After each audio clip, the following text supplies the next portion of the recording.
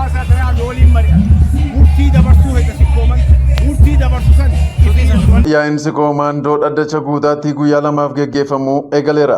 Yaa'insi koomaandoo hara langaanoo dhaddacha guutaatti geggeeffamuu eegaleera. Jilli gadaa Oromoo wal argaa fi yaa'ii gadaa geggeessuu gosa Oromoo sikkoo fi maandoo godina Arsii lixaa aanaa Nagallee Arsii hara langaanoo irratti dhaddacha guutaatti geggeeffamaa jira. Yaa'iin kunis akkaataa aadaa fi duudhaa sirna gadaa sikkoo maandootiin eebba abbootii gadaatiin jalqabameera. Yaa'ii kanarrattis seeronni gurguddoon shanan yaa'iin gadaa Arsii gara fuulduraatti akkamiin akka geggeeffamuu fi yoom akka geggeeffamu seerota fuudhaa fi heerumaa irratti gadaa Oromoo Arsii keessatti tumaman seera gumaa ittiin fixatan nageenya labsuu fi dhaloonni safuu fi duudhaatti akka deebi'uu fi xiyyeeffachuun labsamuus eegaleera. Abbaan gadaa sikkoo maandoo gadaa roobaa Aliyyi Muhammad Suur sirna hacuuccaa nafxanyaa as yaa'ii seena qabeessa yeroo lammaffaaf geggeeffamu ta'uu ibsanii yaa'ichis kan haaromsa aadaa itti geggeessinuudha jedhan.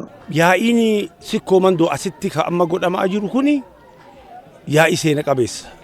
Sababaan isaa maali? Arsiin sikkoo maandoo bara gabrummaa bara kaleessa Oromoo sirni nafxanyaa dhiibe. Kan inni harma muree harka muree lubaan bulta moo qubaan bulta jedheen sanii as ardha waggaa 7 dura odaa roobatti wal agarree inni lammataa ardha waan ta'eef seena qabeessa wanni jedhuuf kana. Hajaan teenya guddoon mariin teenya guddoon nageenya dhaddachoota banuu fuudhaa heeruma sirreessu safuuf safeeffannaa teenya aadaa teenyatti deebi'u irra caalaa haaromsa aadaati. Arsii wal garsiisuudha wanni guddaan nu yaa'a kana goonee fi wal arginee jirra har'a nu milkaa'ee jira har'a waan walitti baanee walitti himnee jirra wayitaan alaa nu dhufnu nu qeebaltanii jirtanii eegasii ammoo eebbifnee jirra eegasii ammoo daraaraa dhufe saaqnee jirra. Banamee jira yaa'iin banamee jira kanaafuu amma borii waan qabxiiwwan ansiin jedhe kana hayyoota keenyatti kennine isaan cunfanii akka kitaabaa godhanii barreessanii hayyoo argaa dhageettii itti daballee sirreessanii akka nuuf fidanii isa san hawaasa kanaaf ergaa dabarsinuu fi kaayoon guddaan amma arrasitti wal geenyeef jechuun barbaada. Hirmaattonni sagantichaas mootummaan jijjiiramaa sirna keenya waggaa 150 oliif hacuucame bakkatti nuuf deebisee jedhan. Mootummaan hadhaa boonsaa aadaa keenya ka duubatti hafe ka nu jalaa awwaalame ka harma muraa harka muraa Arsii lixaa keessatti ka armaan dura nu jalaa awwaalame mootummaan keenya calanqisiisee hora laangannoo irra nu mul'isee koottaa adeeffadhaa nuun jedhee aadaa teenya duubatti hafte nu deebiseera jedhe. Baroota darban keessa waggaa 150 dura baroota asirraa waggaa 150 dura sirna garaagaraatiin dhiitamaa ture aadaan isaa jalaa badee faca'eetiin ture har'a dammoo galanni rabbii naa ga'u ummanni Oromoo kaabaa kibbaa iddoo tokkotti wal gaheetiin aadaa isaa deeffataatiin jira.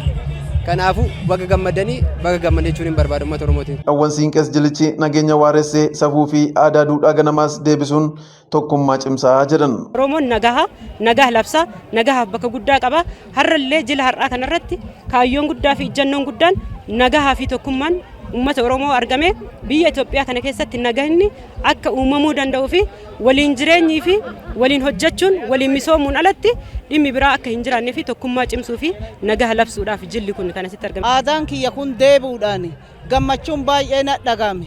Aadaan kaleessa caccabee manatti hafe ka hunda bade ka abbaan ilma wallaale ka haati ilma wallaalti aadaan keenya aadaan boonsaan safuuf duudhaan Oromummaa nu deebuun baay'ee waan na gammachiisuuf. Akkasuma fuudhaaf heeruma kaleessa badde aadaa isii dagaasuudhaan intalti kaleessa abbaa yoo heerumsiise heerumti intalti abbaa yoo gola kaate golateetti dur aadaan sun hin badee muka keessa deemaa ijoollee karaa gataa jissaa ka deemtu sun aadaan keenya labsamee sirna fuudhaaf heerumaa nu deebisuun baay'ee gammachuun baay'ee natti dhagahama.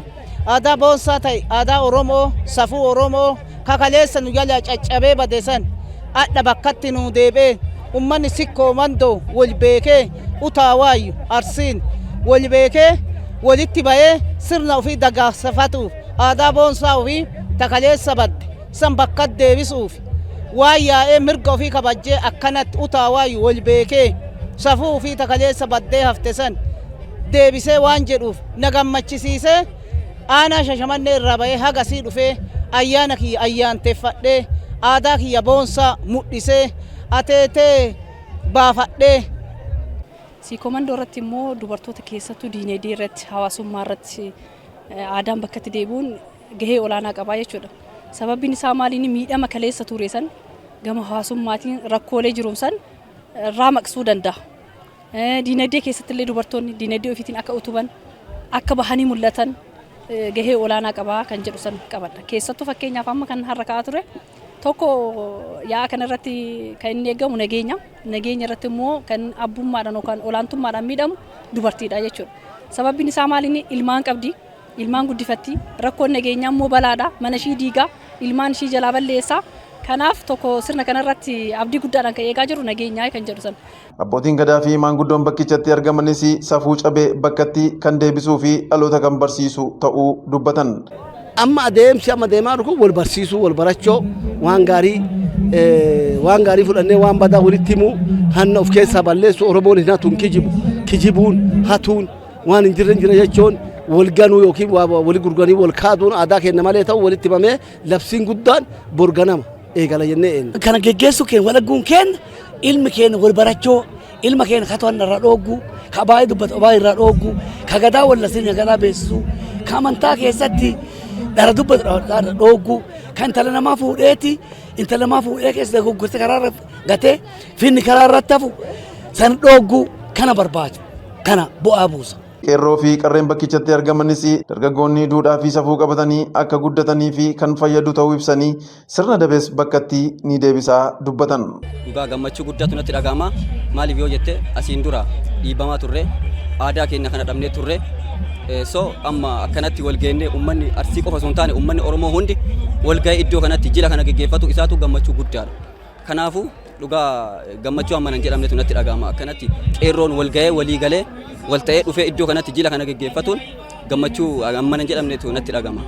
Dargaggoonni wanti kanarraa fayyadamuu danda'an safuu aadaa duudhaa ilaalcha qabatanii warroonni karaa irratti waan hin taane haala hin taane sirna hin taane hordofuudhaan kan lubbuu baasanii kan iddoo garaagaraatitti yeroo ofii dabarsan duudhaa seenaa hawaasummaa kana hordofuudhaan sirna isaanii asdeeffachuudhaan yookiin sirna gadaa kana jala butamuudhaan yookiin sirna gadaa osoo sirna siikoomandoo kana jala butamuudhaan tokkummaa uummata Oromootiif faayidaa guddaa qaba.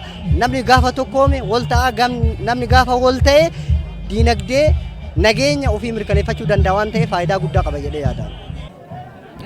Yaa'in siikoomandoo kun akka waliigalaatti jalqabumayyuu sirna dabe sirna maqee fi sirna nu harkaa kufee ture akka deeffannuu fi kan carraa arganne isa kana jechuun ammootuyyuu akkaataan kaleessa duudhaan aadaan Oromoo qabu keessattuu Arsiin siikoomandoo qabu aadaa fuudha feeruma aadaa hojii aadaawwan cidhaa aadaawwan sirna garaagaraa ittiin kabajatu keessa inni kun yaa'iin kun isa tokko jilli kun jila guddaa rakkoowwan duraan turan ka duraan itti maqan sirni duraan itti jalatti sirreeffamu jedheetiin abdaddaa isa kana keessatti waa'ee sirna makana keessatti muramaa jiru keessa tokko aadaa fuudha feerumaati. Aadaa fuudha feerumaa keessatti dur hin jirreen uummata kanarratti bahe uummata siikoomandoo kanarratti dur hin jirreen namni karaa sirnaatiin karaa cidhaatiin yookiin ammootuyyuu karaa ittiin sirna gadaa ittiin taa'ee irratti bultii ijaarrata amma ammootuyyuu wantoonni garaagaraa fokkisaan aadaa keenya keessatti hin taane dhufaatii jira waan ta'eef inni kun guutummaatti akka hafu abdii qaba. Inni biraa ammootuyyuu godaansa seeranaa irratti akkaataa murtiin darbaa jiru kun baay'ee kan nama toluu fi isa darbe ammootuyyuu madaa ittiin nu fayyisu jennee yaadna keessattuu akka godina Baaleetitti godaansa seeranaa kun hedduu madaa hedduu keessa keenyatti uume akka dubartiitti keessattuu dubartoonni keenya ilma dhiiraa gahanii akka inni guddatee inni bakka tokko gahu ka barbaadan ka guddisan inni ammootuyyuu karaa bahariin deemee miidhamaa jira waan ta'eef namoonni keenya aadaa hojii osoo qabu hojii kana hojjechuu dadhabuurra yookiin ammoo yaada namni biyya ormaa deeme hin badhaadha waan jedhu aadaa biyya ormaa nuti fe'an waan ta'eef isa sallaalaniiti dargaggoonni keenya miidhamaa jira waan ta'eef dargaggoonni keenya yoo aadaa hojii ifitti deebi'an karaa kanaan akka deemuu hin dandeenye fi sirna gadaatti gaafa deebine wanti hundumtuu nuus irrata imimmaan dubartoota keenyallee irrata waan jedhu yaada. Dhugaa dubbachuuf kun dhugaa hin haalamne qeerroon hedduun itti dhiiga ofii lolaasee bakka kanaan gahe. Kanaafuu waan amma irra geenne kana tokkummaa kana cimsinee itti fufuu qabna. Uummanni Oromoo hundi tokkummaa kaabaa kibbaa bahaa dhihaa tokkummaadhaan waan kana galmaan gahuu qaba jedhaan gama kiyya.